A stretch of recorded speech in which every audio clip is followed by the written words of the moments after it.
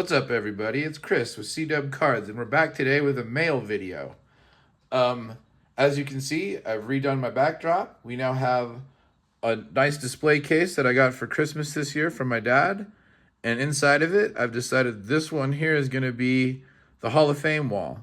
So inside of it is a vintage card of a bunch of Hall of Famers. It is one of my collecting goals. I want a vintage card, preferably graded, of every Hall of Famer. We don't need great grades. You know, I'm not looking for 9s and 10s. If you look on the wall, a lot of them are 6s. I got some 3s, some 4s. You know, they just have to have nice visual appeal.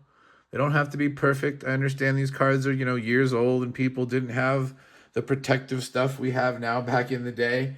I honestly wonder how people kept their cards in such good condition back in the day. Like, you see 52 mantles that are graded 8s and 9s, and it's like, wow, how did they keep it that nice?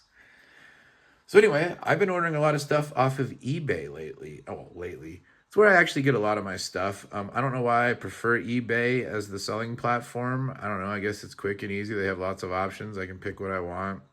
Blah, blah, blah, blah, blah. So yeah, I do a lot of eBays, and so lately I've been getting a lot of mail. And I thought I'd share some of my treasures that I found with you guys. And of course, this being my 4th video, I've already made some errors. I forgot to start recording, and I opened up 3 or 4 packages, and we didn't show you guys. So real quick, something for the wall. A 66 Topps Ernie Banks, rated in a VG3.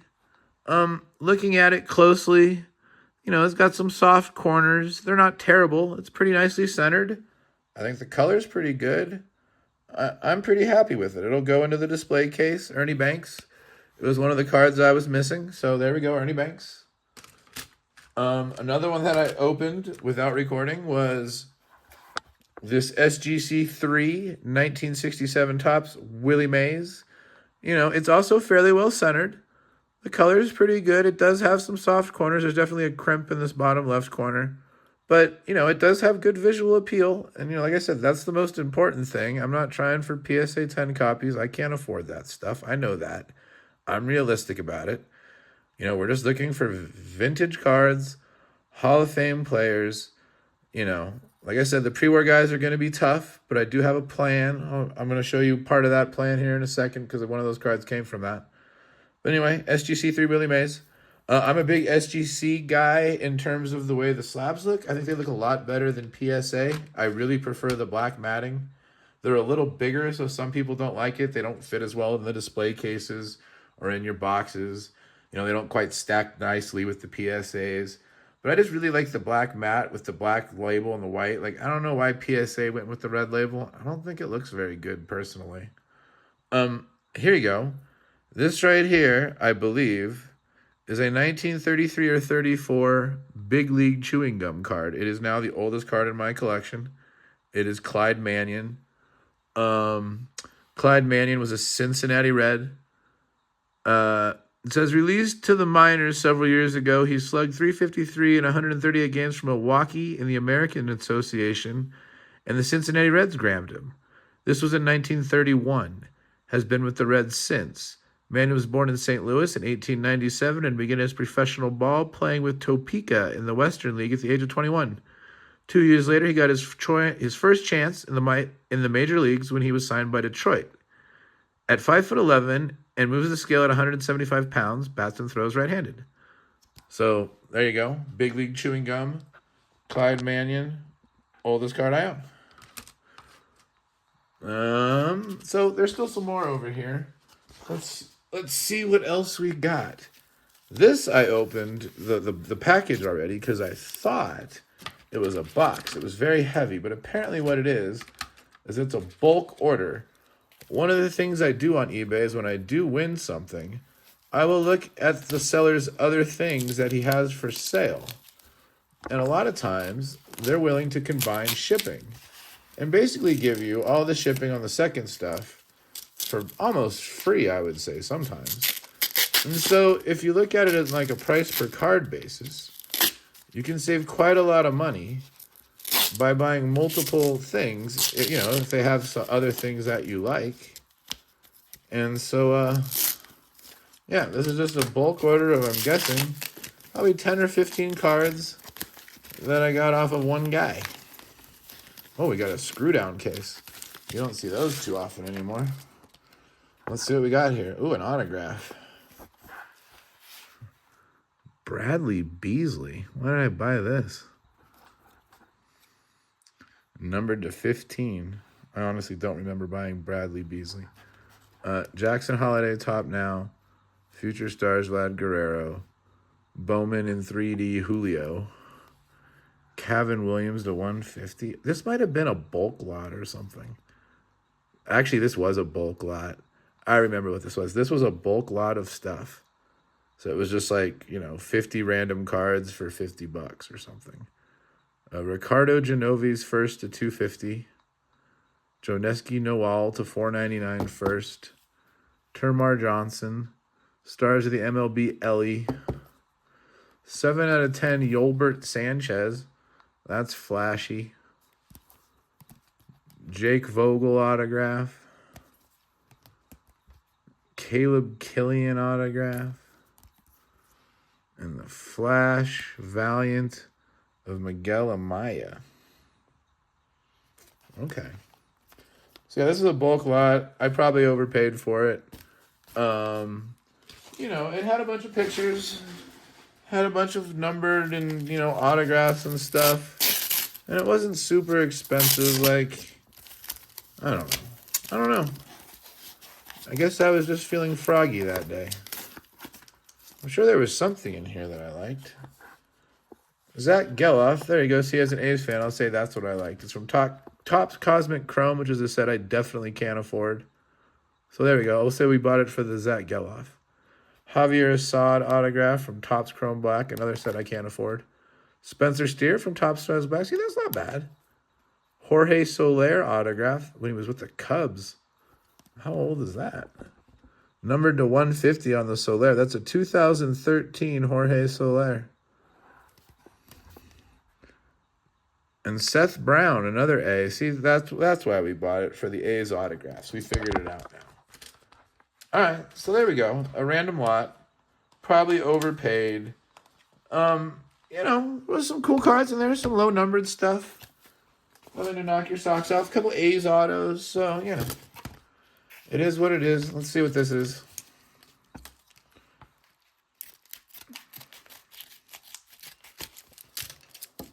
Feels like a slab. Nope, not a slab. Oh. Look at that. Remember we were talking about the Mark McGwire inserts? Mark McGwire hit machines from Skybox die cut. It's got like a saw blade die cut in the corner. Hit machines. It's a cool card. Add it to my McGwire insert collection. Excited for that one for sure. So that's a good addition. Let's see what we got here.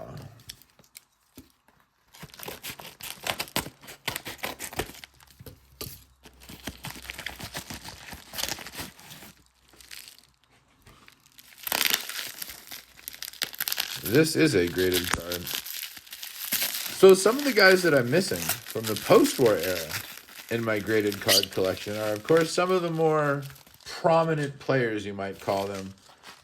We don't have a Roberto Clemente yet. We don't have a Sandy Koufax yet. You saw we added the Willie Mays. He was one of the big boys. I definitely had to pay a little more for that one. We don't have the Mick. Is there anybody else post-war that was really, really good that we're missing? Those might be the four. Technically, Ted Williams. We're technically missing Ted Williams, too, even though he only was around to like 78. And, of course, Jackie Robinson. Technically, he was post-war. So there's definitely some post-war guys we're missing, too. We might have to figure out a plan for some of those guys. We'll figure it out. Technically, we didn't need this because we won that other Willie Mays, but you know how it goes sometimes in the eBay world. You bid a little prematurely and you end up winning too. So this one might be up for sale or trade. We'll see. 72 Topps, Willie Mays, PSA 4. Let's look at it a little closer. The corners are pretty good. It's a little off-centered right to left. It's kind of one of those diamond cuts, like where It's a little, the whole picture is a little shifted a little bit. Like this side's thinner than the top, which is thicker. And on this side's thinner than this bottom, which is thicker. So I got a 4. This would definitely be, I'd be willing to trade. You know, like I said, I don't really need 2 Willie Mazes for the collection. If you like the 67 better, like we can talk about the 67 too. But yeah, so another Willie Mays. One of them will get put in the display case behind us. We will see which one. Let's see what else we got here. So, I was wondering, I think I asked before, what teams you guys like and who you collect and stuff like that, and what your favorite sport is. I was wondering, like, what kind of stuff you guys like to rip, too. Like, do you guys go after, like, the high dollar stuff? Do you guys, you know, are you a big baller, a big risker, a big gambler? Do we like to go for the gold? Or, you know, are you looking more, like, for the budget stuff? Are you a retail ripper? Like, do you do the actual, like, hustle, you know, like, rush to the Target on Friday when they're restocking? That's never really been anything I've ever been interested in. I don't want to fight people for retail. Like, there's nothing guaranteed in retail. I don't understand what we're fighting over. You know, we're fighting over, like, bare bones, bottom of the barrel stuff. I don't get it. Oh, here's another Willie Mays. Just a raw Willie Mays from that same set. 72 tops. Willie Mays in action. They did a lot of these cards for a lot of the big players. You know, kind of like a subset. Think of it kind of like an all-star cards, you know, like they used to do back in the day. But, you know, it's a way to get a vintage card of some of these players at a little cheaper price. I have seen the Roberto Clemente of this card, you know, go for a much more reasonable price than his, like, regular, you know, cards. So this might be the route I go for the Clemente. Maybe see if I can find a graded version. But yeah, 72 tops, Willie Mays in action. That's cool too. I like it. Willie Mays, one of the greatest players of all time. You know, the greatest giant of all time. Legend. Let's see what we got here. Oh, I like these with a pull tab. Very professional.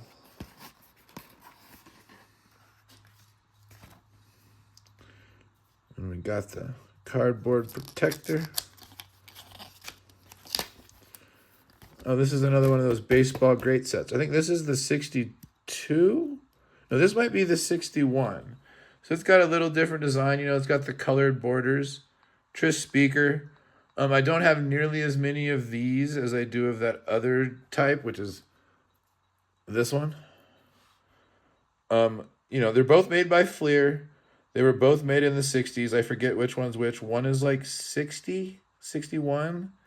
And the other one is like 62, I want to say. Something like that. In 59, they made a Ted Williams set. In 63, they actually produced baseball cards of players still in the major leagues. But to, like, warm up to that, they made these, like, greatest players of the MLB sets. And they're 60, you know, these are like 60-year-old vintage sets. You know, like, I don't know if they came in packs. I don't know if they came in complete sets like the TMCA cards of like the 70s, 80s, and 90s did. Or even like the Ted Williams collection. I don't know how they were distributed. But I figure for pre-war guys, those sets would be a much more inexpensive way to acquire cards that are still, that I consider vintage of like the pre-war guys, like the Ty Cobbs, the Babe Ruths, the Christy Mathewsons, the Walter Johnsons, like the creme de la creme, the best of the best, the ones that they don't even have that many cards of back in the day, because the only cards they had back then were coming in tobacco products. So, yeah, like for those kind of guys, I think I'm going to have to go that route. And you can get those cards of the top players, the Ty Cobbs, the Lou Gehrigs, you know, in like the $40, $50, $60 range. And that might have to be the rate I go. Oh, here's a whatchamacallit, a modern card. Raffy Big Stick. So, Raffy Devers, Optic Rookie, with the nickname variant, which, you know, I don't know, remember how rare these are from that year. But the Raffy Devers, rated rookie, So basically, it's a Devers rookie card with the name variant. I guess it makes it a little more rare. Not that exciting. He was probably one of those guys that I looked to buy that other things, and he didn't have other things, and I was kind of disappointed with my purchase because by itself, that's not very exciting. I'll be honest with you. Oh, we don't want to show addresses. Sorry. Let's see here. Oh, what says that? Excessive cardboardage. All right, excessive cardboardage it is.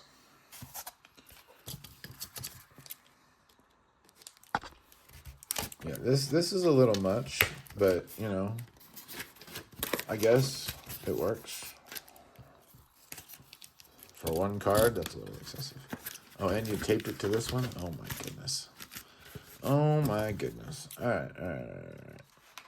We're gonna have to do some surgery here. Surgery time. All right. Oh, here you go. Speaking of the Ted Williams set, here's a card from the 59 Ted Williams set. I believe that is the year that Ted Williams retired. So like 58 was his last year. I believe 58 tops is his last like regular baseball card. And so after Ted Williams retired, Fleer, the first thing to my knowledge that Fleer did, I guess they were making football cards and stuff, but like baseball wise, was this Ted Williams set. And, well, he really taped this thing on here. There's this Ted Williams set. And I've been collecting pieces of it. It also might be another one of those vintage sets that I try to put together. This one here is Ted's first spring training, 1938. And looks like it's an 80 card set. This is card 11. And on the back, you know, it gives you a little bit of evidence or a little bit of information about the front of his card. Talks about his first spring training that year. I'm not sure who that is next to him. Maybe it says on the back. Let's read it. Bursting with confidence, Ted went to spring training with the Boston Red Sox in 1938. Jimmy Fox, that's who that is. Jimmy Fox, Hall of Famer. Was the big slugger on the team then. When a teammate said to the rookie Williams, "Wait until you see Fox hit," the confident 19-year-old said, "Wait till Fox sees me hit." That's right, Ted knew what he was doing. Ted showed them he could hit, but it became evident that he needed more polish in running and fielding. Manager Joe Cronin decided to send Ted back to the minors at Minneapolis for a year of seasoning, where he could play him every day and learn many of the other phases besides hitting.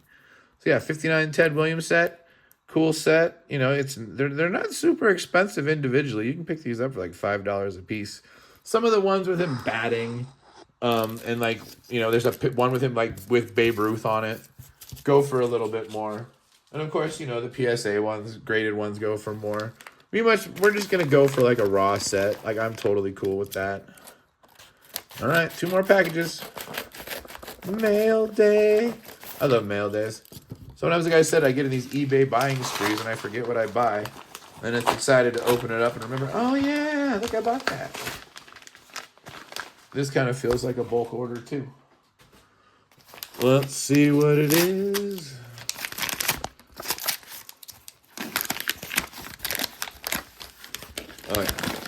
Oh yeah, bulk order. All sorts of good stuff. Bam. Bam. Looks like we got some vintage, some newer stuff. All right, let's check it out. What is this, 57 tops, I think? Oh, there's a sticker right over it. What is that, 59? 57, 59. I'm sorry. Lou Burdett. My first Paul Skeens. I know it's an insert card from Bowman Chrome. I don't know what the insert's called. They don't really care. Also, he's my first Jacques Caglione card for this year. Jacques Caglione was one of the big guys from the draft. I'm sure he'll be in the majors sooner rather than later. The first overall pick from this year's baseball draft. Travis Bazzana, another insert card. The same one as the Jacques Caglione. So, you know, not as valuable as their base, but at least I have a rookie card now of the top two, I would say, hitting prospects in Major League Baseball to come out this year. We got an Aiden Hutchinson rookie from Origins. I really like the look of the Origin sets. I think they're one of the best sets Panini makes. I hope they make, well, never mind. Obviously, it won't be made, I don't think, when Topps owns them anymore, which is unfortunate. I wish they had actually carried over. But Aiden Hutchinson, rookie. And it says on the back it's a variation, however rare those are. God only knows. We got some stuff rubber band here. Oh, yeah, we got the Jackson Merrill collection. So I haven't really bought too much, like I said, of the 2024 product yet. I don't really buy a lot of flagship. Maybe I'll pick up some retail here and there. So I don't really have too many of these yet. I'm waiting for the Heritage release, like I said. So first Jackson Merrill cards. Looks like we got a base Topps rookie debut, a chrome rookie debut, a chrome base, and a cosmic chrome base.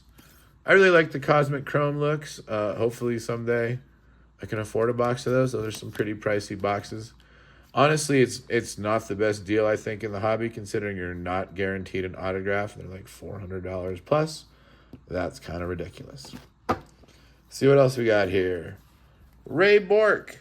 Ray Bork will go in my non-sports Hall of Famer wall. What is this, like a second or third year Bork? Second year Ray Bork. Great hockey player. I thought this card was kind of cool. This was 2018. Unfortunately, I was not collecting, so I missed out on the Shohei Rush. And so I actually didn't even know this card existed. It's not really, I mean, Shohei's on it. It's like an Angels team card, I guess. But it's Justin Upton's on the back. He's behind the sticker. And then Shohei and Mike Trout driving around in the golf cart, probably at spring training. I just thought that was a really cool card. Probably doesn't have any value.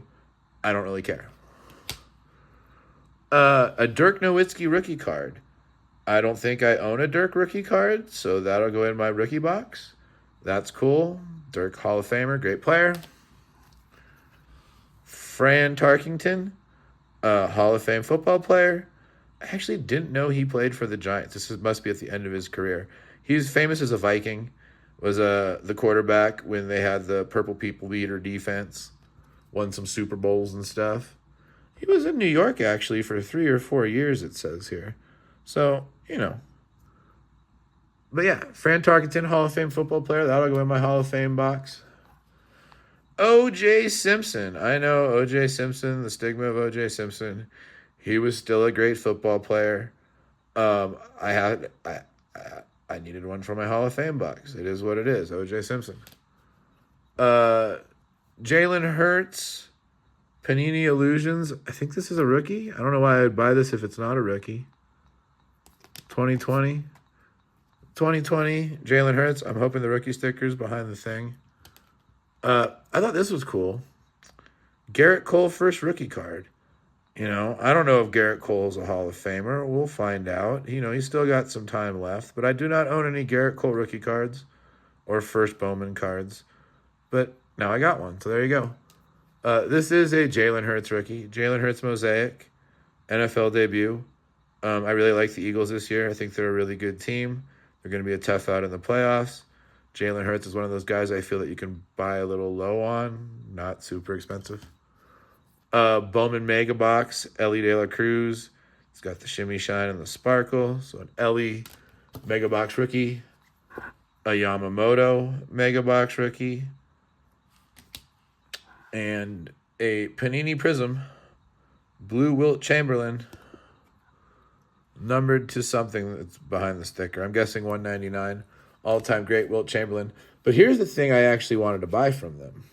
One of the most iconic cards from the Junk Wax era. 1990 Leaf, Frank Thomas, Mint 9. This is something I never owned in my collection. When 90 Leaf came out, it was a premium product. I want to say packs were going for like $3 a piece. $3 a piece? What are you talking about? I used to buy like 6 packs of Score for that, and that's what I would do every time. You know, in the end, was that the right decision? No, probably not. But anyway, one of the most iconic cards from the Junk Wax era, 90 Leaf, Frank Thomas rookie, now part of my collection. Boom, gonna go in the rookie display case when I put that one up. And last but not least, Ken Griffey Jr., 1989 Fleer, 7.5 and a Beckett slab. Some people like the Beckett slabs. I don't mind them. I actually think they're better than the PSA slabs. I know Beckett right now is kind of hurting. They're got a new CEO and they've been bought out and taken over, and they're not grading very many cards a month compared to the other players. So we'll see where Beckett goes. I do like their slabs, like I said, better than PSA. You can get Beckett slabs, like, you know, similarly graded for cheaper prices than PSA. Like, people don't seem to respect the Beckett slabs and the grades. So that works an advantage for me. So another iconic card. Not the most iconic card of Ken Griffey Jr. That'll be coming up in a later video. But, you know, 89 Fleer, graded, rookie, Ken Griffey Jr. Boom. Beautiful. So I know there's one package here on the table, but I'm actually going to save that for another mail day because I have a whole nother pile. So we're going to do a second round of mail day, maybe tomorrow, maybe the day after. Thank you guys for joining me. It was fun. A lot of new things to add to the wall. A lot of new things to add to the collection. A lot of new things to sort and, you know, check out and all that good stuff. Maybe some things to send to ComC. That's another thing I've decided to do this year. I've decided to embrace more sports cards, you know, buying, trading, selling opportunities. Like eBay is really the only platform I use, and I know there's other platforms, and I don't know why I don't use them. So we're gonna try out some other platforms. So maybe some of these will go on my ComC account. I did get some duplicates from that Fleer set, like I said, the baseball greats that I was building. So some of those might get, you know, recycled. But yeah, thanks for joining me, guys. And till next time, thanks. Bye.